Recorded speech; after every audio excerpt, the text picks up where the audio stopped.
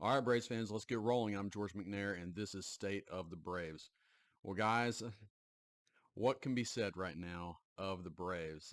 It's not fun to watch. It's ugly baseball. It's depressing baseball. It's uninspired. Man, how many adjectives can I use for this? It's not good. Let's just keep it simple. It's not good baseball. You know, the Braves had won 6 of 7 games. They'd gotten within 5 games of the Phillies, who have not been playing well either, though they've kind of rebounded, as good teams tend to do. Um, the Braves were within 5 games of the division lead, and now only to lose 6 straight games. Two against the Marlins, 3 brutal games against the Brewers. Honestly, the Braves in the last 2 games were embarrassed off the field, or 2 of the 3 games were embarrassed off the field.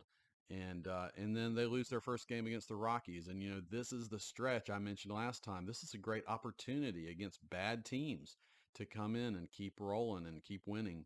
The Brewers aren't a bad team, but the Braves had taken 2 out of 3 against them in Milwaukee. So you saw this stretch, and it just seemed like this is the opportunity.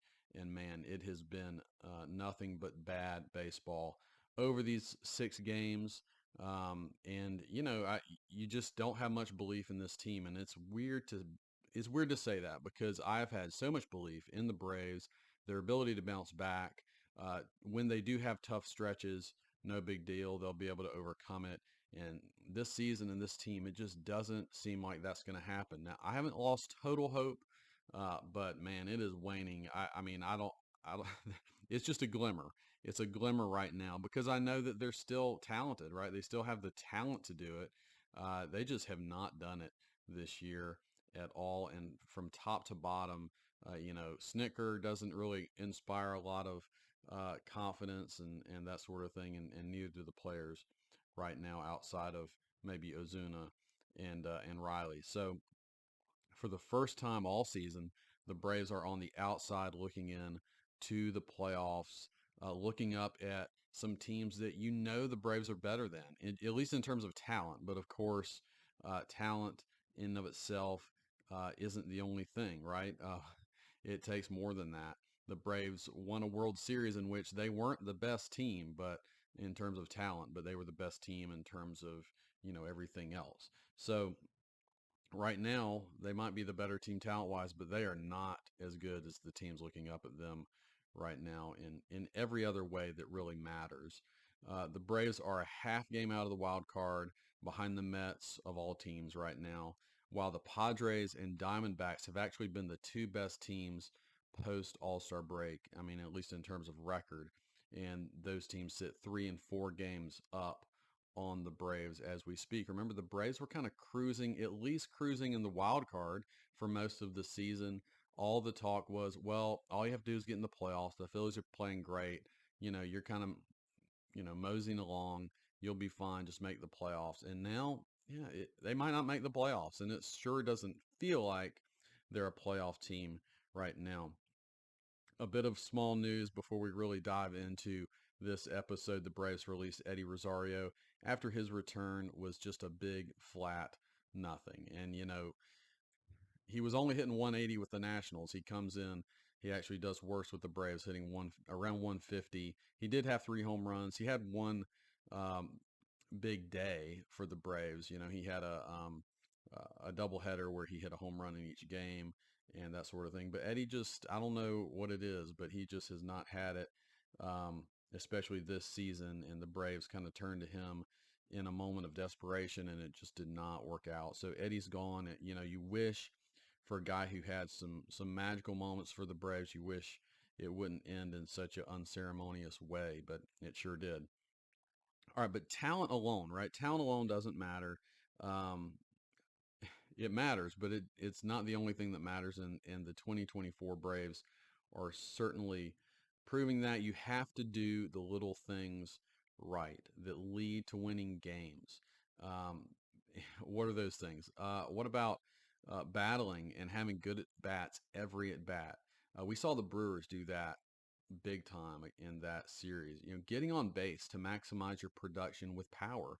If the Braves still have power, they're still hitting some home runs, not to the extent they did, of course, last year, but it's like every home run's a solo home run because no one's getting on base. Defensively, being locked in, right? No mental mistakes. The Braves are having a ton of mental errors right now, which I think just exposes how mentally frazzled they are, and the frustration is really getting to them. Playing with a confidence that you're the better team. The Braves always talked about this. Snitker has talked about this a lot, where things really turned around for the Braves from an organization standpoint, winning games when they showed up to the ballpark, knowing they were going to win, expecting to win, not hoping to win. And man, I think that's really flipped around to where now they're back to just hoping that they might win the game when they show up to the ballpark. And the Braves just, they're not doing any of these things well right now, which is why I say, yeah, I don't know that they're going to make the playoffs.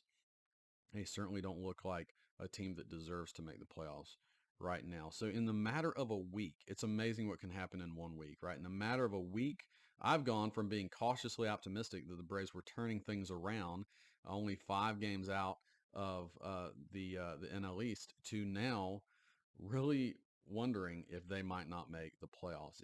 It's shocking how quickly things can shift, and it's shocking when you look back and think about the high expectations that were on this team. Um, and of course, a lot of that had to do with 2023. The regular season of 2023 was so magical. The Braves played at such a high level offensively that I think it really, if it might have fooled us, right? In some ways, nearly every position player last year had a career year. Um, and almost everybody was totally healthy. Michael Harris had to fight through an injury and this sort of thing, but for the most part, all their major players were healthy and ready to go. They had pitching issues, yes, but the offense was so dominant that they could just basically overcome any pitching issues that existed. If I recall back to that very first game that they had the Braves Hall of Famers basically in the booth, right? With Chipper and Glavine and Smoltz, and then Frenchie was in there too. And what a magical game that was. Such a fun game. But if you recall that game, right, Strider comes in. I think it was Strider versus Scherzer. You're thinking it's a pitching duel, and Strider didn't have it at all. He gets shelled.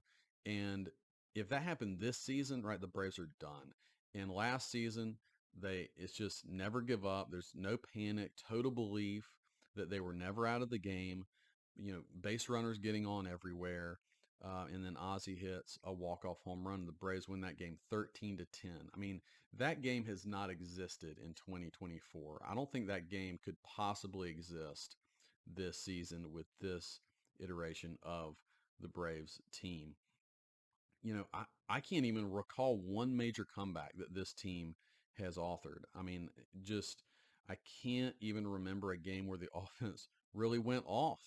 Um, and where everyone was going at one time. I mean, when's the last time the Braves scored double digits? I mean, it's just this offense. And it's shocking, right? Because how good they were last year, even with Ronald out, even with the other injuries that have happened, it's just shocking how quickly this team has fallen with the same guys again. Yeah, injuries, but same guys pretty much, right? Um, and just this fall off has been precipitous. So, I've really tried to take a step back, and I've come to the conclusion that 2023, I think it was an outlier. I think it was an outlier year. I think it fooled me, and I think it fooled a lot of us into how great this team was. Not that they're not good. Not that I've totally lost all belief in this group, but just that it was so extreme of an outlier that it really fooled us, and maybe even fooled Anthopoulos into being able to correctly evaluate this team. It's just so weird to have a one year that is like an extreme outlier on the positive end. And maybe 2024 is an outlier on the negative end too. But man, it is. I really wonder what Anthopoulos is saying in his GM meetings and when they're trying to evaluate this team and thinking about, you know, uh, I mean, it's his job to already start thinking about next year too, and how they're thinking through those teams. But that's how I'm trying to think right now. Is how can we view this team as a whole and moving forward? Not that I'm not thinking about 2024 and still the possibility of making the playoffs, but you really got to think about it. So, before I dive too much more deeply into this episode, I do want to just say it out loud. I almost feel like I have to say it out loud. I recognize that this season was disrupted majorly by injury, and I think a lot of Braves country probably have not fully appreciated the level of impact of losing Strider and Acuna um, on this team. And, I'll address some of that impact later in this episode, but I think that not that I was overlooking it or Braves country was overlooking it, but I think we had so much confidence in this team as a whole, right? I think that, and the fact that we lost Ronald Acuna Jr. in 2021 and then went on to win the World Series. So there's just so much history and belief in this team as a whole that when you lose Ronald again, you're like, oh gosh, here we got to do it again, but we can do it again. And even with Strider, as much as that hurt, we okay. Well, I think we still have the pitching, and I would say the pitching really hasn't been the problem this season. Though, of course, having Strider right now would be awesome. But yeah, I mean, I do think that we probably have to look back and say, yeah, those injuries really have had ripple effects in really big ways. And again, I'm going to get into especially the effect that Ronald's injuries had on this team this year. Uh, you know, it does have to be said though that Ronald wasn't playing great when he went down. I mean, I also think from just he's going to be, I think, so motivated next year. I hope that turns into a good thing, right? He doesn't put too much pressure on himself. I have at times thought, what's Ronald thinking at home? I'm sure he's working really hard to get back, but he's seeing this team struggle, and I'm sure it's tearing him up. So let's get back to the question of 2023. Did 2023 fool us? Was that season just a one-off? Um, was it fool's gold? In a way, maybe. Okay, so but before I totally answer it, let's just dive into it. One thing that the 2023 performance did, I think, was cover up some very real flaws in the team's offensive profile. So I remember in early 2023 and throughout actually 2022 as well, I would at times get annoyed, concerned. I don't know what the right word is, but I'd get annoyed about the Braves' low on base numbers uh, or their inability to play fundamental baseball, their high strikeouts, um, their inability to get runners over, to get runners in from third with less than two outs. They would routinely kind of strand guys on base. And I remember complaining about that early, especially last season. And then the team went on this historic offensive run, and I felt like an idiot, right? Because who's complaining about a team that is historically great in scoring runs and especially hitting home runs? And so I shut up about the issue, right? Because it really wasn't an issue. If you're winning that many games and you're scoring that many runs, then you just live with, okay, we're not trying to move guys over. We're not trying to just hit a sac fly or, hit a ground ball to get the guy in from third. We're trying to hit it out of the ballpark. And more often than not, that's working. Um, so you deal with it, right? But of course, when the slug goes down, then it becomes an issue. And of course, that's what has happened this year. So another thing that was happening last year, it wasn't just, by the way, it wasn't just their historic home run numbers. Um, last year the Braves led all of baseball with a 276 team batting average, which is a crazy high number. The Padres this year leading Major League Baseball with a 265 batting average. So to have a 276 team batting average was insane. And their batting average was so high that they ended up leading all baseball in on base percentage as well at 344. Now, I think all of this is representative of a totally different approach that they had at the plate last year, right? A patience. They didn't chase. They put a ton of pressure on pitchers. They were aggressive at balls in the strike zone, right? Basically, they were swinging at the pitches they should swing at and they were laying off the pitches they shouldn't, and that has gone away this year, and has huge impacts. And that's another reason why they hit so many home runs. Right, same reason, they were swinging at the right pitches. Um, so the Braves last year had guys on base all the time. Right, they had guys all over the base paths all the time, and of course Ronald Acuna was leading that charge, um, and not only getting on base for him, but just creating havoc when he was on the base path. So this year, the Braves are 19th in batting average, hitting 240. So again, from 276 to 240, in a team on base percentage down to 304, which is 24th in the league. Um, Man, that hurts to say out loud. And where it really counts, runs scored, they're 23rd. Um, to put that in perspective, this is going to hurt, guys, to say out loud. To put that in perspective, the Washington Nationals, Colorado Rockies, Pittsburgh Pirates, and Detroit Tigers have all scored more runs than the Braves. They all have better, and like the Nationals are 17th in runs scored. The Braves are 23rd. I mean, it's amazing, uh, that that switch from last year to this year. Um, and again, mostly the same guys, removing Acuna, and of course the injuries that have happened. I mean, we know the other excuses, and some of them are good reasons, but it's just, man, it's stark. So 2023, the Braves were masters of causing the other team significant stress, um, on the mound, in large part due again to Ronald Acuna. His historic season, I think, has probably been underappreciated by me. Um, in especially in terms, you can think of the numbers: 40 home runs, 70 stolen bases, but in terms of the team impact, right? What was Ronald doing, especially, setting the tone at the leadoff spot, getting on base almost immediately, almost every game. It seemed like if he wasn't hitting a home run, he was, single and a stolen base, or whatever. He was causing havoc from the very beginning in disrupting the other team and the other pitcher, and I just think about how much stress he and all the other Braves getting on base constantly were to the opponent. First inning runs to jump on top early. Remember, they were like historically great at that last year. Constantly getting on base, creating havoc on the base paths. Um, Not only Ronald, but of course, Ozzie and Michael Harris especially as well. Way more stolen bases last year than this year.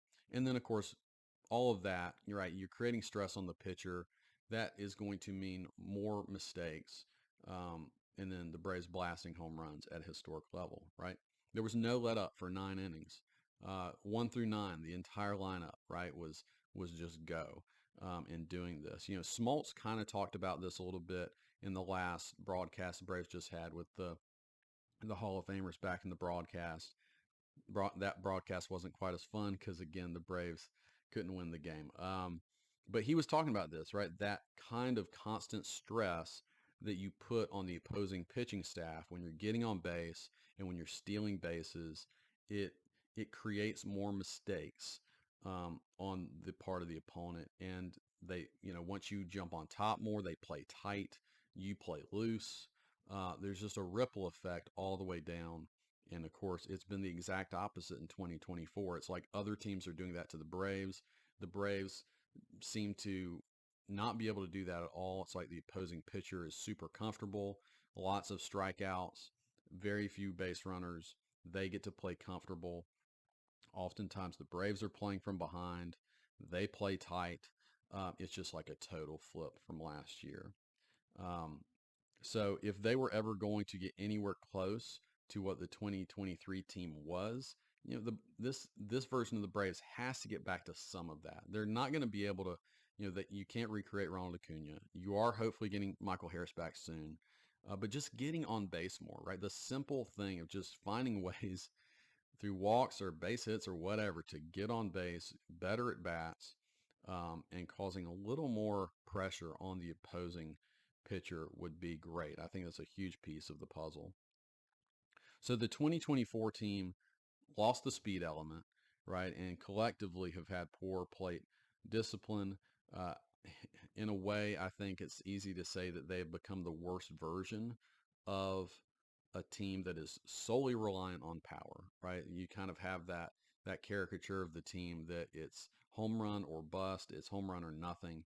This team is high strikeouts, occasional solo home runs, and not much else. Guys, while I was watching the game last night of them losing to the Rockies, uh, it flashed up at the bottom after Ozuna hit his home run, which was smoked, by the way, to center field. But his last 10 home runs have been solo home runs. All right. I mean, you talk about not cashing in on who's been your best offensive player this year. His last 10 home runs have been solo shots. And maybe some of that is him not coming through when guys are on base, but man, it's still just showing you that not a lot of guys are getting on base in front of Ozuna. So why has this team not been able to rebound the way that they did in 2021? I think we also just kind of look back at that team and when Ronald went down, oh, they're going to rebound in the same way. And I might ruffle some feathers here because I'm going to bring it up, but I'm just going to say it. I'm just going to say it out loud. Um, the loss of Freddie Freeman, maybe the loss of Dansby Swanson, just generally the loss of leadership in this clubhouse. We have hoped that that was going to be present with other guys when those two left. And I think especially Freddie.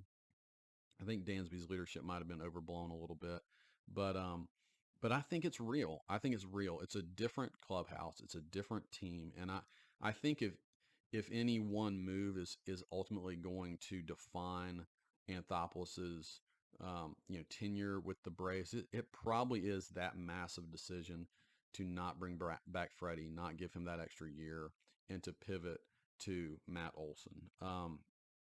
And I'm not going to sit here and blame Matt Olson. He's had a bad year. He's a good guy. I don't dislike him being with the Braves, um, but it's just you let a Hall of Fame player who also has massive impacts in the clubhouse go. And so, when Ronald went down in 2021, he was the phenom, right? He might have won the MVP that year if he'd kept going. So it obviously hurt on the field huge. But I guarantee when that happened, everyone in that clubhouse looked to Freddie. What is he going to do? How is he going to react? And he just kept going. He kept playing at a really high level, kept performing. And then, of course, Anthopoulos brought in, all the new blood in the outfield, and they all played great. And the rest is history. The Braves won the World Series. This time Ronald goes down, and he's really become the guy. The Braves are looking to him. I mean, he was the MVP last year, right? So to lose is it's almost like it's a different Acuna that you're losing this time, and to lose him, I think had massive impacts. Maybe everybody's looking around the clubhouse, and of course, no one else is really playing well other than Ozuna, and so it had a different impact this time around. And let's just be honest, the team has failed to respond to that adversity. I thought they would respond, but they have not. They still could. The season's not over. We still have, what, 6 weeks to go or whatever, 7 weeks to go in this season. So there's still plenty of time, believe it or not, there is, to bounce back and play well and start clicking as a team. But man, the clock is ticking on that, and they better get going now. Um, there's one other big negative I've seen this season that I wanted to address. I think the early exit in last year's playoffs caused the Braves to overcorrect. And here's what I mean by that. The Braves were coming off two straight 100 plus win seasons. They put a lot into each season and the success there. And then obviously they just didn't have any success in the playoffs, early exit. So I think they clearly started planning for the playoff run in spring training. And as much as they wanted to say the right things, I really think most of the team was focused on the playoffs instead of doing what they had to do to build towards that, right? Every team has to improve, get better, do the things necessary to be a great team so that when you are in the playoffs, you can perform. And yeah, the last 2 years didn't go well. And I understand them trying to think through, how to improve uh, the performance in the playoffs. But man, you got to play the season. And it's just like the Braves never showed up. mentally or emotionally, and then you add those big injuries to it, and it's just like they've had no um, no way to respond to those things. It's like a, they've had way less focus on in-season wins um, as an organization, right? And it just seems like they aren't managing the roster or games in a way that sets up the team for consistent success. So I kind of put this on Anthopoulos and Snicker, right? Because it's both. Anthopoulos dealing with the roster, and of course they're probably in meetings together and making a lot of these decisions together. And the best example of this, of course, is their extreme use of spot starters to give their main starters more rest. This has gone on the entire year. I got the strategy even through the All-Star break. It's like, I don't love it, but it makes sense. You have Sale, you want to get him through the year. You have Ronaldo Lopez going from reliever to starter. Let's limit some innings. But it's continued to this point in the year. Here we are in basically mid-August, and we're still doing it. The Braves, not too long ago, about a week ago, optioned Dylan Lee, who's been one of your best relievers. They optioned him to AAA just to continue this strategy to give an extra day to Chris Sale and a couple other guys. And of course, not only are you optioning one of your best relievers down to AAA, but you're bringing up Bryce Elder again to make another start, and he gets shelled. And it's like, I said it like 2 weeks ago. I like, stop it, guys. We gotta win. Like we need to win as many games as possible. Every game is important.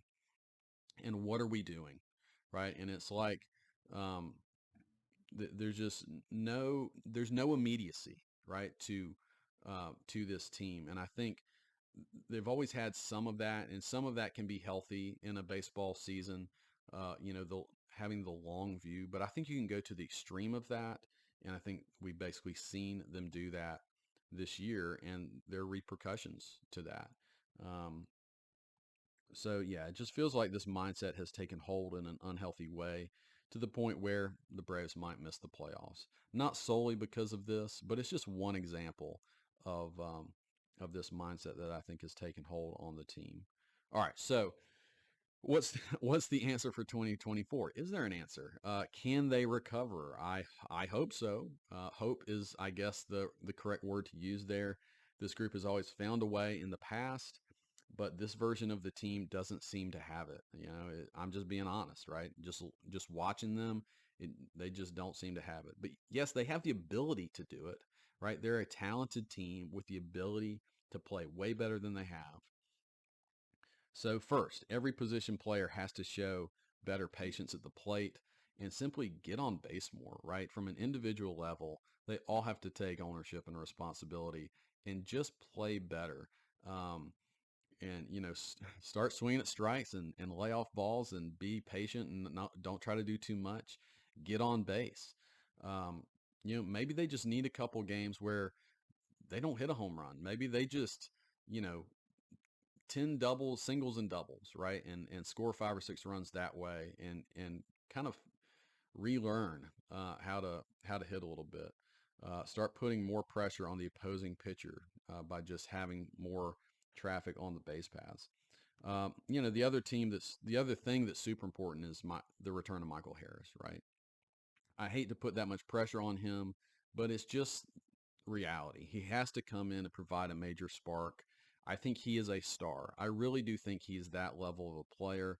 He has to be that right now for this team. Get on base, steal some bases, change the game. He's the closest thing the Braves have to Ronald Acuna, and he basically has to be that. And then, for goodness sake, pick your 5 best starters and just roll with those guys, please. Stop doing this spot start stuff. It's terrible. I think probably most of the team hates it. I mean, I just wonder the the mental and emotional impact of them seeing a AAA pitcher out there pitching and getting shelled, and you're just like, we got to win games. What's Snit doing here? What's Anthopoulos doing? Like, put the best guys out on the mound to give us a chance to win games. All right, and then finally, guys, I'll finish up with this. What's the answer in 2025? Are changes needed on this roster across the board? I don't know about across the board, right? But I do think changes are needed. So generally, yes, I think changes should happen in the off season. Again, I think 2023 hit some real offensive flaws, and those flaws do need to be addressed.